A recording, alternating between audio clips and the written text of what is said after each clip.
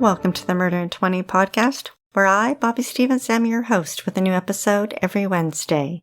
If you're a serious fan of true crime and love listening to podcasts but don't want all that small talk, you've come to the right place. We get right to the facts. Murder in 20 episodes are concise and complete in 20 minutes. Less talk and more true crime. Every episode is free on our website at murderin20.com, Apple Podcasts, Google Podcasts, Spotify, Stitcher, iHeartRadio, and YouTube. Also learn about upcoming episodes on Instagram, Twitter, and Facebook. To support Murder in 20, feel free to leave a 5-star review on any one of them, or all of them. We're not shy. And we couldn't do this podcast without all our sources, which we acknowledge throughout the podcast and are listed on our website. Thanks for tuning in. Now let's get to this week's episode.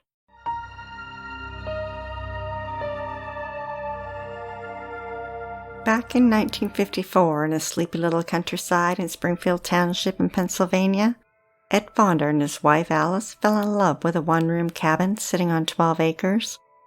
For years, he worked as a machinist and saved up to build their dream home. And in 1981, he finally retired and they built that home. Now that they had the time, they took up gardening, and Ed would phone his sister to tell her what was blooming in his garden that day. Eventually, he would have both his hips replaced, and in 1987, Alice developed health issues and invited her daughter Mary to move in. The father and daughter had a contentious relationship. The two had the same personality and temperament and butted heads often. She would describe her father as sometimes caring and considerate, but also opinionated and bad-tempered. In the winter of 1991, both Ed and Alice ended up in the hospital at the same time. And in September, Alice passed away. A Philadelphia Inquirer story reported that Ed's home was his Garden of Eden, and he filled it with wildflowers and statues of cherubs, lions, and birds. In the summer of 1993, his Eden had withered. His wife of 55 years had died, leaving him inconsolable with grief. His health was failing, so much so that his legs could no longer carry him along the deer paths behind his house, and numbness in his hands made it difficult for him to garden. Mary remained in the house to help her father. He liked to stay up late and sleep in, so she adopted her sleep pattern to match his. His limited mobility meant he couldn't walk too far in the house, let alone outside. Every morning she would be there to help him up the stairs to the kitchen. Mary had never married or had children. She was a heavy-set woman with thick, dark, short hair that framed a face that never seemed to smile.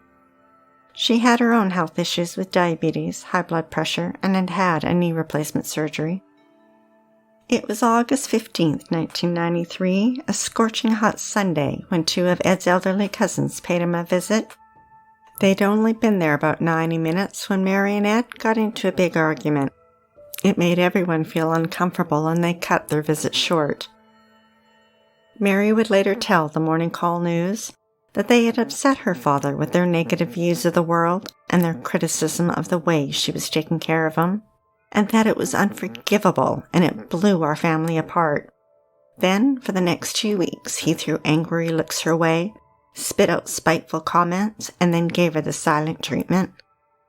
She claimed that after their visit, he changed his habits, and instead of sleeping in, he began getting up early and wandering away from the house without his cane, and that on one occasion she found him 1,000 feet from the house. A neighbor would later tell a different view of a man who couldn't walk away because he physically couldn't. 2 weeks later, on a Thursday, Mary got up early around 7 a.m. to set the table for breakfast so it would be ready for her father when he got up. Then she returned to bed and fell back asleep. Around 11 a.m., she awoke and heard his steps in the hallway. He went to the kitchen, opened and closed the fridge, then she heard the front door close. She assumed he was going to pick up the newspaper at the end of the driveway, but when she got up, he wasn't in the living room, the kitchen, the bedroom, or anywhere in the house. She looked around from outside. No Ed. She picked up the phone and called the police. They arrived with the help of volunteer firefighters and searched the property. They brought in bloodhounds who traced his scent up the driveway and down the road a short distance. Then it ended. They contacted his son Edison in New Jersey in case he'd found his way there, but no, he hadn't. His son distributed posters with his photo, and his doctor was concerned and estimated he could only go a week or so without medication. Ed was 80 years old. His disappearance was featured on a local Crime Stoppers episode, and a few reported sightings came in, but none of the leads led to Ed. His son thought perhaps his father could not face the anniversary of his mother's death. Over several months, police searched the house and the 12 acres numerous times. In November, police did an aerial search of Ed's property, and they asked Mary to take a lie detector test. Now, you think she would have wanted to help police. It's standard procedure to rule out the closest people to a potential crime. But Mary was not happy. After the lie detector test, she banned police from her home and hired a lawyer. Then in May 1994, Ed's wallet mysteriously turned up in a city mailbox in Allentown, over an hour away from his home. It was discovered by a postal worker and contained his driver's license and credit cards. The post office sent a letter to the address in the wallet, and when Mary received it, she contacted police, who sent the wallet to the crime lab. On the 1-year anniversary of Ed's disappearance, Mary placed a classified ad in the local newspaper asking him to come home. She also bought a gun. She felt police were unrelenting and the press portrayed her in a negative light, and she was contemplating suicide. Mary got a job working at Denny's for a while, but it didn't work out too well, and when she got fired, she pulled out that gun she'd bought and threatened a co-worker. A complaint was filed, but it doesn't appear she faced any charges from that incident. In September, it had been 13 months since Ed disappeared, and police hadn't forgotten or given up. They issued a missing persons flyer that was sent to police agencies across the U.S. Meanwhile, Mary joined the Trinity Evangelical Lutheran Church in Springfield Township, and over the years immersed herself in their activities. She donated money to the church, and one of her paintings hung on their walls. Although in her mid-50s, she was an odd duck of sorts. She didn't really fit in, but that wouldn't stop her from trying. She often offered unsolicited advice, and while she thought it was helpful, it struck others as intrusive. She had a crush on her pastor, Reverend Greg Shreves. She called him often, sometimes 15 times a week. She baked him pies and let herself into his home and left it in his refrigerator.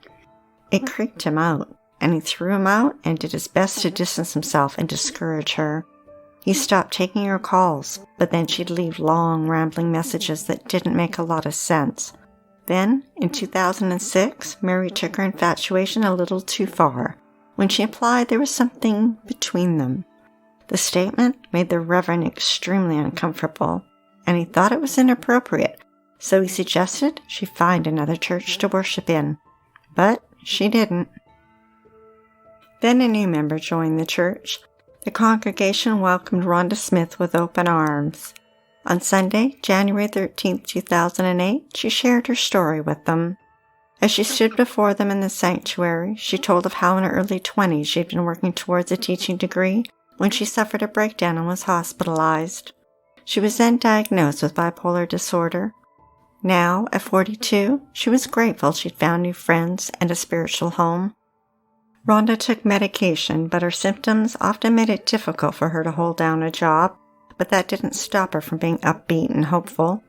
She never married or had children and lived on her own in an apartment.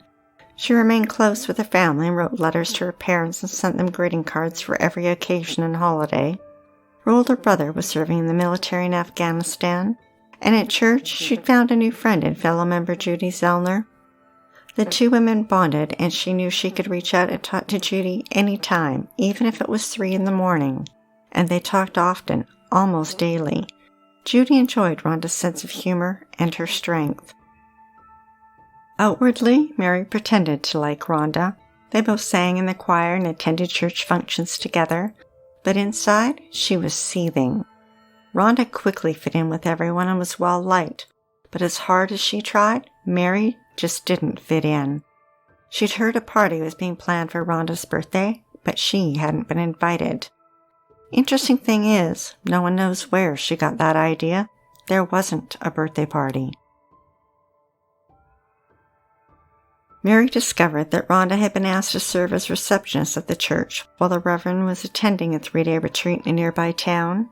On January 21st, it was Rhonda's first day working at the church, and when Mary called, she answered the phone. During their conversation, Mary was surprised to find out that not only was she being paid to volunteer, but that the church had provided her with financial help. Mary had never been offered help, not in the 14 years she belonged to the church. I mean, not that she needed it, but that wasn't the point. Mary's jealousy turned to anger, and that anger turned deadly. On the morning of January 23rd, Mary looked at the date on the calendar she kept in her purse. In it, she had written, "Rhonda murdered," and hairdresser. Then she picked up the phone and called the church. Rhonda was working alone and answered the phone. Mary hung up. She slid behind the wheel in her car and drove to the church. At 10:55 a.m., she slipped inside without anyone seeing her. Standing 3 feet from Rhonda, she raised the gun. Rhonda looked just in time to see the gun and raised her right hand to defend herself. The first shot grazed her forehead. The second shot penetrated her skull and landed in her brain. Rhonda fell to the floor. Mary calmly put the gun away and strolled out of the church and drove 8 miles to her hairdresser. It was in a strip mall, and she pulled into the handicap parking. She didn't have an appointment, so when she entered, she wrote her name on the waiting list. It was 11:22 a.m. Mary often wore a wig, and she took it off for her shampoo and set, but after her appointment, she forgot to take it with her. Rhonda was not dead. She laid there alone and slowly dying until her friend Judy came in around 12:45 to clean the church and spotted her crumpled body on the floor. Rhonda had massive head injuries, but she was still breathing. She was rushed to St. Luke's Hospital, but 7 hours after being shot twice, Rhonda died from her injuries. Police would only publicly say that Rhonda's death was suspicious, and they hadn't yet determined if it had been suicide or a murder. But secretly, police suspected Mary. They spoke to her hairdresser and discovered the wig she left behind and seized it for evidence, along with the sign-in sheet. They instructed the employees at the salon not to mention it the next time Mary came in, and 3 weeks later, when she showed up at the salon, she had another wig with her and didn't ask about the one she'd forgotten. But she did ask about the sign-in sheet. She wondered, do they get destroyed? Luckily, the hairdresser managed to avoid giving her an answer and changed the subject. Mary sent Rhonda's parents a sympathy card. Court records indicate that she told them that she wished it was her, not Rhonda, who died, and that should have been me in the ground instead of Rhonda. Her parents had started attending the church their daughter loved, and at church meals she sat beside them. And one day after the service, she grabbed Rhonda's father's hand, looked him in the eye, and said, "I still see her face in front of me." Rhonda's parents knew their daughter's faith would not allow her to commit suicide, but had no idea why someone would shoot her, and members of the church strongly felt she had been murdered. The morning call reported that police brought Mary in for questioning. The state police interviewed her for 3 hours. She was quite chatty and told them about her failing health, her bouts with depression, and her financial struggles. But when it came time to talking about Reverend Shreves, she wasn't shy. She didn't hide her feelings from him, calling them sexual kind of feelings and warm feelings about the man. She also said he was popular with the ladies. Then she told police about a mysterious man who stopped by the church days before Rhonda's murder, and that she thought her murder was an accident, and insisted she wasn't a murderer. Mary's interview was 98 pages long. Police often say when someone talks too much, it makes them suspicious. In early March, police finally shared with Mary that they suspected her. But it didn't stop her from trying to insert herself into the lives of Rhonda's parents. On March 12th, she delivered an apple pie to their home, and when Rhonda's mother noticed her old and worn-out shoes, she gave her 2 pairs of Rhonda's.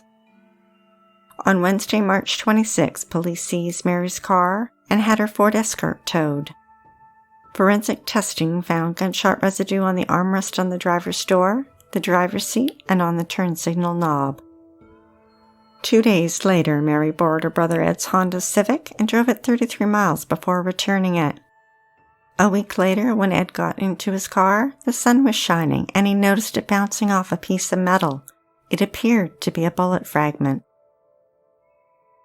March 29th was a Saturday, and Doug Silsber and his 9-year-old son Garrett were fishing on the shores of Lake Noxamixon when his son happened to look down and noticed something had washed up on the shore. He looked down and saw a .38 caliber handgun. It appeared to be in perfect condition, not even a little rust from being in the water.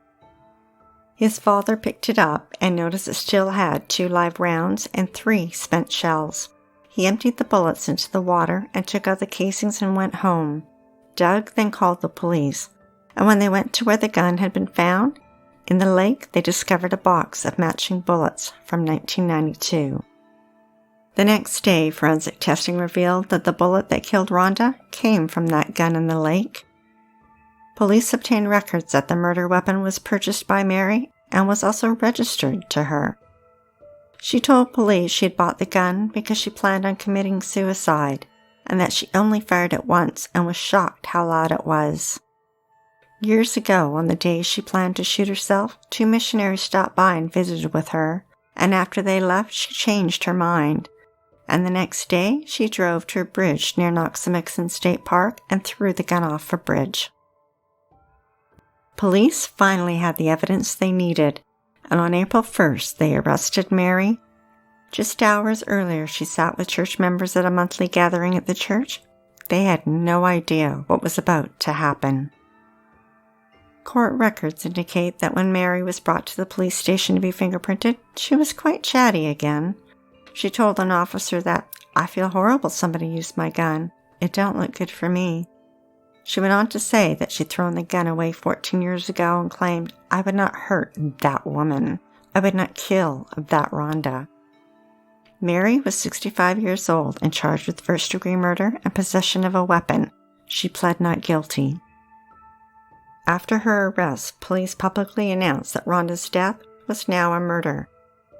That entry Mary made in her calendar stating it was a murder before it had officially been declared a murder would come back to haunt her at her trial. Meanwhile, police had quietly resumed the case on her father Ed's disappearance.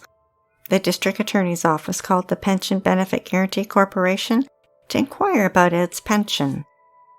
It turns out that Mary never notified them that her father had disappeared and kept cashing his checks over the last 15 years to the tune of almost $64,000.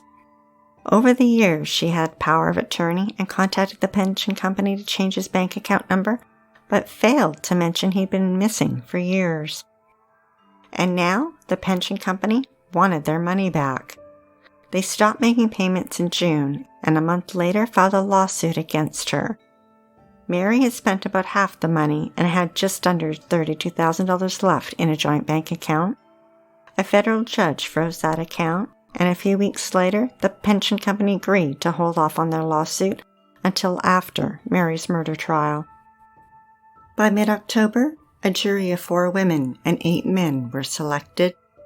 In First Assistant District Attorney David Zellison's opening argument, he stated that on January 13th, Rhonda had been courageous by sharing her bipolar disorder with the congregation, but what she didn't know, what her family didn't know, and what no one knew, was that the woman seated over there, and he pointed right at Mary, was seated in the congregation when a fuse was lit that day.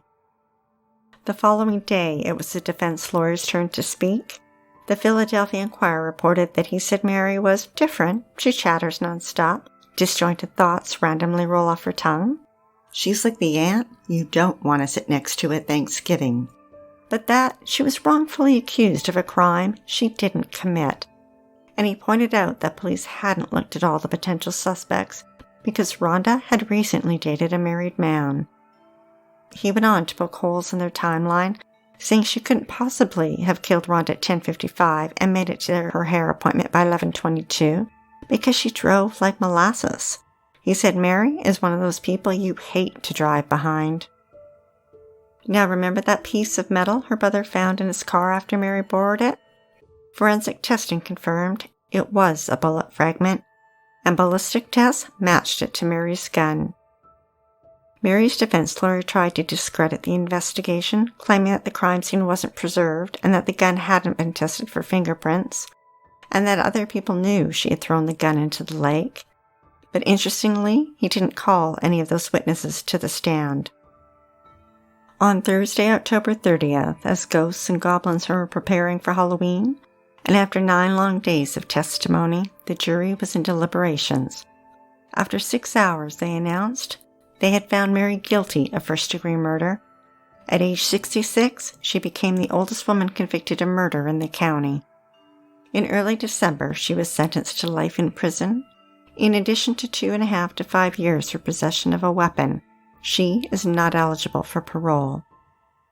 In the spring of 2009, the pension company reached a settlement with Mary for the ill-gotten pension funds. The money in the bank account that had been frozen would be returned to them. Mary then hired a new lawyer to file an appeal for her murder conviction, but a year later changed her mind and withdrew it. In May 2018, Ed had been missing for 25 years. A neighbor who just bought Ed and Alice's home in 12 acres demolished the house and allowed police to search the rubble in the land. He never believed Ed had just walked away. Using ground-penetrating radar, police did not find any signs of Ed. And remember Ed's 2 hip replacements? Police made plans to go back in a couple weeks and search with metal detectors. But they didn't get the chance. Mary died of a heart attack in prison. She was 75.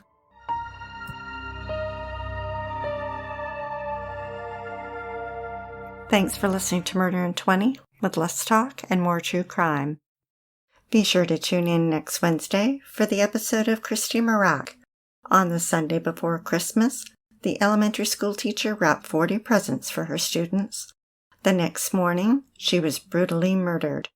For 26 years, her killer roamed near. Then he was caught. We'd like to acknowledge Purple Planet for use of their music and our many editorial sources who are listed on our website. If you're dying to hear more, past episodes of Murder in 20 are available for free at murderin20.com, Apple Podcasts, Google Podcasts, Spotify, Stitcher, iHeartRadio, and YouTube. And every week we announce upcoming episodes on Instagram, Twitter, and Facebook. Until then, stay safe, sleep with the lights on, and don't play with strangers.